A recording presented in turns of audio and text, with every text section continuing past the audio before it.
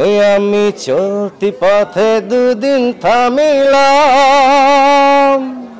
যাইবার কালে একজনার দেখা না পাইলাম, আমি দেখা না পাইলাম।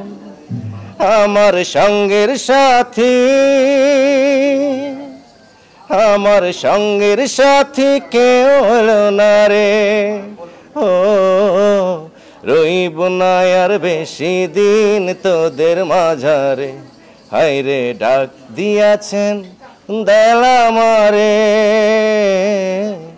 রইব না আর বেশি দিন তোদের মাঝারে।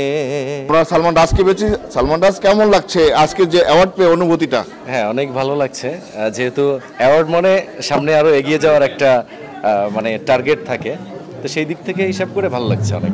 এন্ড্রু কিশোরের একদম অবিকল কণ্ঠে গাওয়া, তো এই গাওয়াটা কবে থেকে শুরু হয়েছিল? এটা আসলে আমার মানে শুরু থেকেই আমার ভয়েসটা এরকমই, আর বাকিটা আমার চেষ্টা, যেটা আর কি চেষ্টা করলে হয়ে যায়।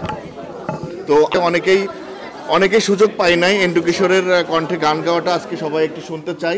যে কোনো গানের থেকে কিছু অংশ আমরা শুনতে চাচ্ছি। অবশ্যই স্টেজ পারফরমেন্স থেকে, তারপরে আমার যখন সেরা কণ্ঠ চ্যানেল আইতে আমি যখন পার্টিসিপেট করি, তখন থেকে আর কি মানে ব্যাপারটা আরও ডিক্লেয়ার মানে ঘোষণা হয়েছে সবার মাঝে যে আমি এন্ড্রু কিশোর স্যারের কণ্ঠে সালমান রাজের মাঝে নতুন করে পাওয়া যায়, এই আর কি।